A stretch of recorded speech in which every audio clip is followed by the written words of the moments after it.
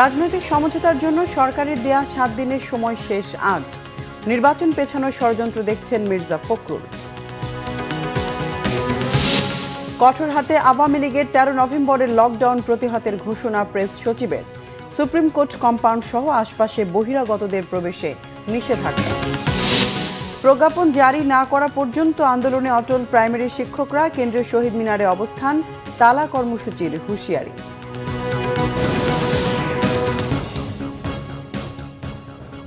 দেখছিলেন crown cement সংবাদ শিরোনাম। এবার বিস্তারিত সংবাদ। জুলাই সনদ নিয়ে রাজনৈতিক দলগুলোর মধ্যে সমঝোতার জন্য সরকারের বেঁধে দেয়া 7 দিনের সময়সীমা শেষ দিন আজ।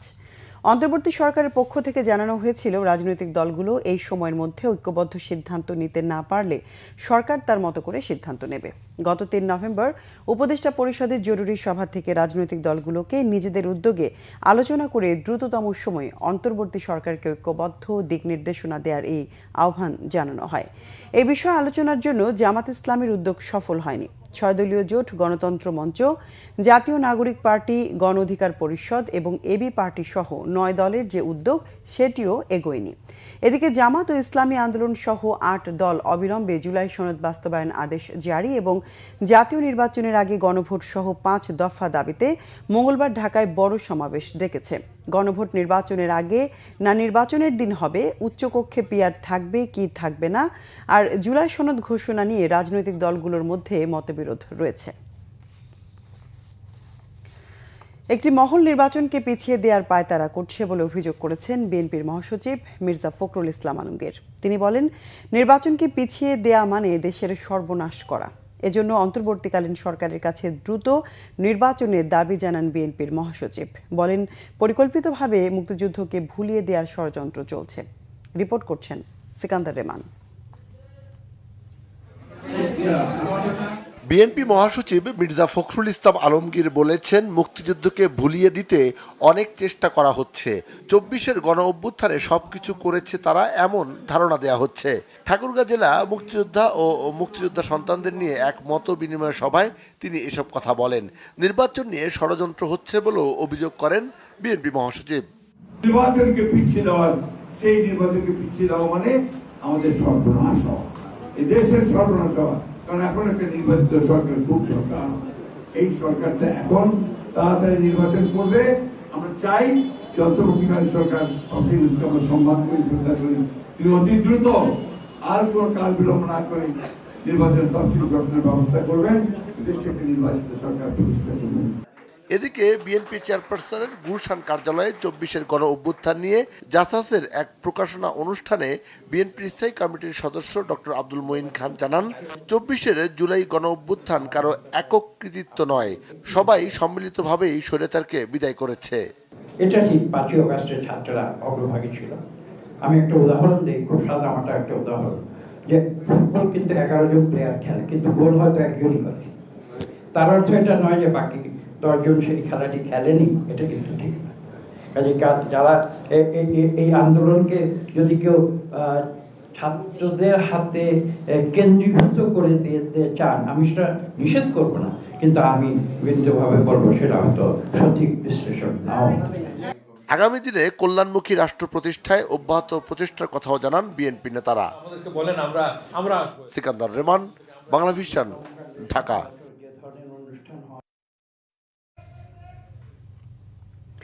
কার্যক্রম নিষিদ্ধ আওয়ামী লীগের আগামী 13ই নভেম্বর বৃহস্পতিবারের লকডাউন কর্মসূচি কঠোরভাবে মোকাবেলার হুঁশিয়ারি দিয়েছেন প্রধান উপদেষ্টার প্রেস সচিব শফিকুল আলম। ফেসবুক পোস্টে তিনি এই হুঁশিয়ারি দেন। তিনি বলেন, আওয়ামী লীগ দলটির সমর্থক এবং গণহত্যাকারী নেতারা মনে করছেন এটি 2006-এর 28 অক্টোবর। তাদের ভাবনা, প্রকাশ্য দিবালোকে মানুষ হত্যা করার পর রাস্তা দখল করার জন্য হাজার হাজার দুর্বৃত্তের দলকে ঢাকায় পাঠাবেন। প্রেস সচিব বলেন, কিন্তু দুঃখের বিষয় এটি নতুন বাংলাদেশ। নিষিদ্ধ রাজনৈতিক বা সন্ত্রাসী সংগঠনগুলোর যে কোনো বিক্ষোভের চেষ্টা আইনের পূর্ণ শক্তির সঙ্গে মোকাবেলা করা হবে। বলেন, জুলাই বিপ্লবীদের ধৈর্য পরীক্ষা করবেন না, মনে রাখতে হবে ভয় ও দখলদারিত্বের সময় নেই। বাংলাদেশ সুপ্রিম কোর্ট কম্পাউন্ড, আন্তর্জাতিক অপরাধ ট্রাইব্যুনাল, অ্যাটর্নি জেনারেলের কার্যালয়, সুপ্রিম কোর্ট বার অ্যাসোসিয়েশন ভবন ও সংশ্লিষ্ট এলাকার সার্বিক নিরাপত্তা নিশ্চিতে জাতীয় ঈদগাহ মাঠে বহিরাগতদের প্রবেশ নিষিদ্ধ করেছে কোর্ট প্রশাসন।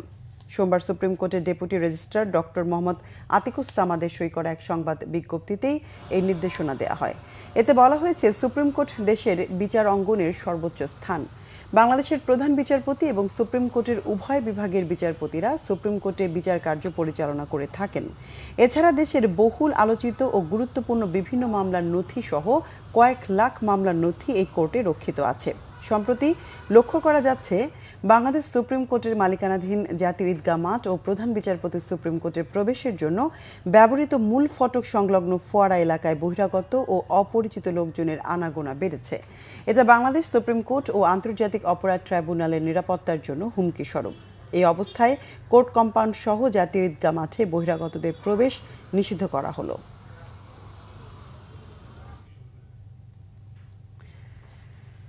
জুলাই গণঅভ্যুত্থানের প্রথম শহীদ রংপুরের শিক্ষার্থী আবু সাইদ হত্যা মামলার বিচার কাজ জানুয়ারির মধ্যে শেষ হবে বলে জানিয়েছেন আন্তর্জাতিক অপরাধ ট্রাইব্যুনালের প্রসিকিউটর মিজানুল ইসলাম।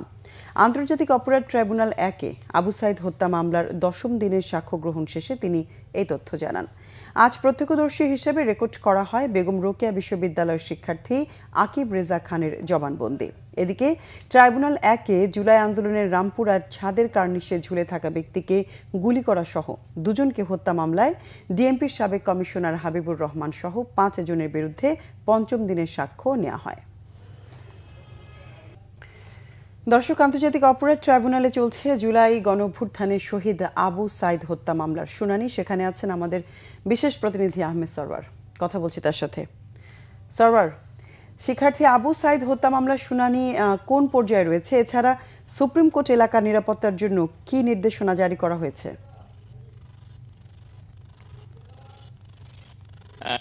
রংপুরের শিক্ষার্থী আবু সাইদ হত্যা মামলায় ট্রাইব্যুনালে হত্যা মামলা হিসেবে আছে, সেটি আজকে 12 নম্বর সাক্ষী সাক্ষ্য দিয়েছেন এবং এই মামলায় যাদের সংশ্লিষ্টতা আছে সাক্ষী, তাদের বেশ কয়েকজনের পুলিশ কনস্টেবল এবং বেশ কয়েকজনের নাম বলেছেন। তো এটি এখন বিরতি চলছে সাক্ষ্য গ্রহণের। আজকে যে সাক্ষী, এর আগে 3 দফা সাক্ষ্যর ডেট পিছিয়েছে। আজকে 4র্থ দফায় সাক্ষ্য, মানে এর আগে আরো 11 নম্বরের সাক্ষীর পরে 12 নম্বর সাক্ষী আনতে 3টা ডেটকে পিছাইতে হয়েছে, কারণ সাক্ষী আসতে পারতেছিল না ব্যক্তিগত কারণে। তো আজকে 4র্থ তারিখে আজকে 12 নম্বর সাক্ষী সাক্ষ্য দিয়েছেন। আর আমাদের এখন বিরতি চলছে, কিছুক্ষণ পর ট্রাইব্যুনালের কার্যক্রম আবার শুরু হলে সাক্ষী তার সাক্ষ্য দেবেন এবং যদি সম্ভব হয় হয়তো জেরাও হতে পারে আজকে, না হলে পরবর্তীতে হবে। তো আমাদের প্রসিকিউটর মিজানুল ইসলাম সাহেব যেটা বলছেন, যেভাবে মামলা কার্যক্রম আগাচ্ছে তাতে আশা করছে জানুয়ারির মধ্যে হয়তো এই মামলার সাক্ষ্য কার্যক্রম শেষ হয়ে যাবে আর কি। তারপরে ট্রাইব্যুনাল জিনিস বলে রাখি, 1 নম্বর ট্রাইব্যুনালে রামপুরায় কার্নিশে ঝুলে থাকা এক ব্যক্তিকে গুলি করার যে ঘটনা, সেখানে আজকে সাক্ষ্য গ্রহণ হয়েছে এবং এটি কালকে পর্যন্ত সাক্ষ্য গ্রহণ মুলতবি করা হয়েছে। আর যেটা জানতে চেয়েছেন যে সুপ্রিম কোর্ট এলাকার গতকালকের ডেটে সুপ্রিম কোর্ট প্রশাসন একটি বিজ্ঞপ্তি জারি করেছে, যেটা আমরা আজকে পেয়েছি।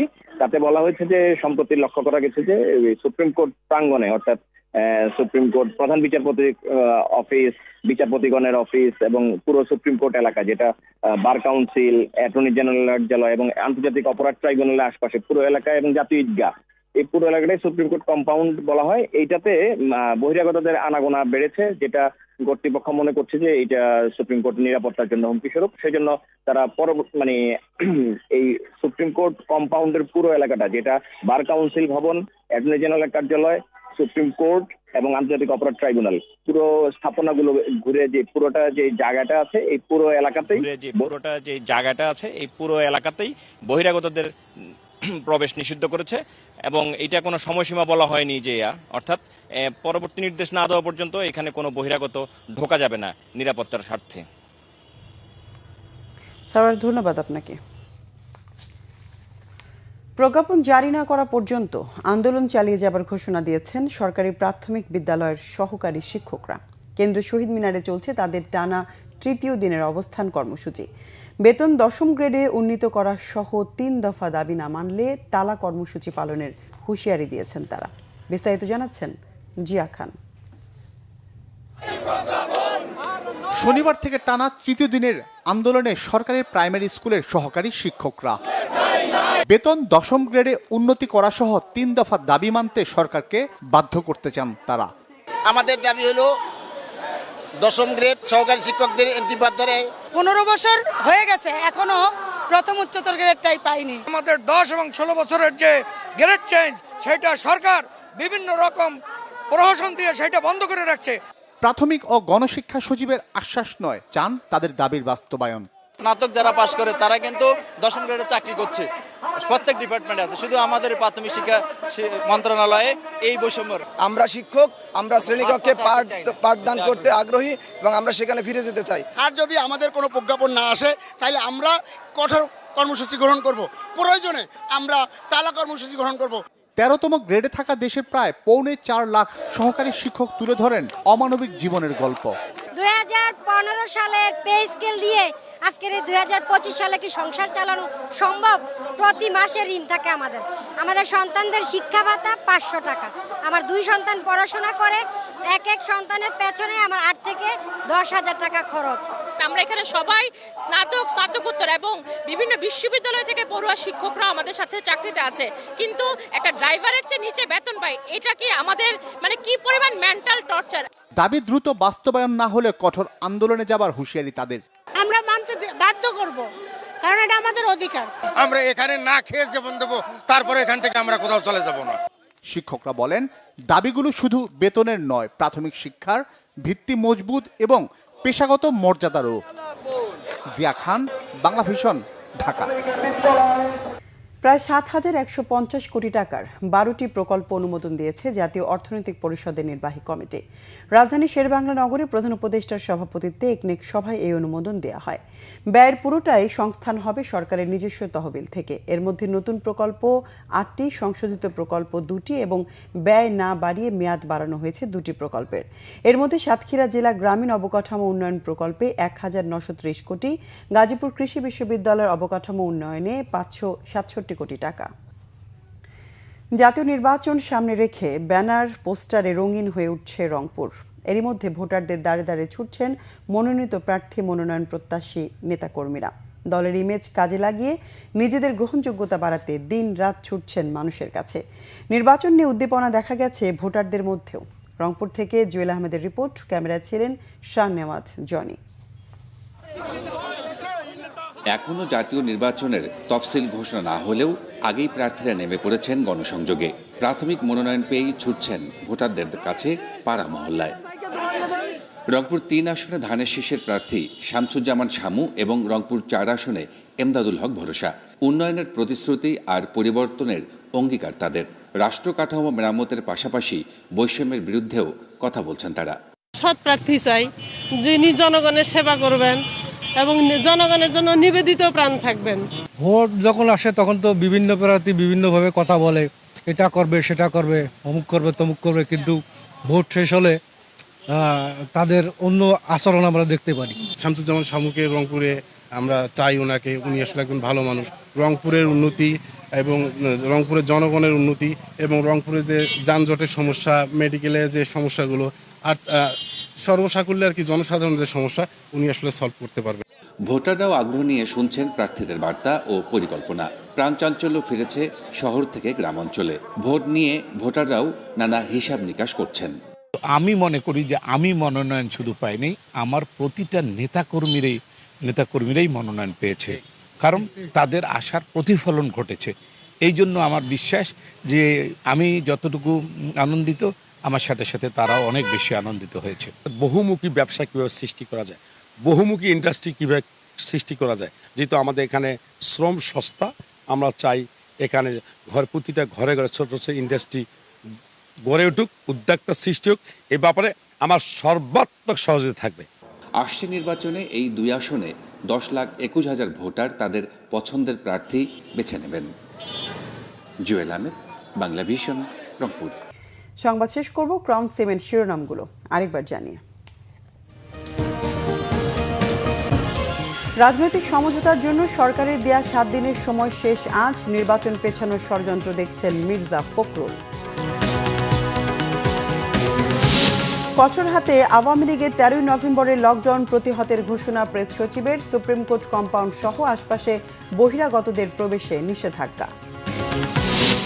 প্রজ্ঞাপন জারি না করা পর্যন্ত আন্দোলনে অটল প্রাইমারি শিক্ষকরা। কেন্দ্রীয় শহীদ মিনারে অবস্থান, তালা কর্মসূচির হুঁশিয়ারি।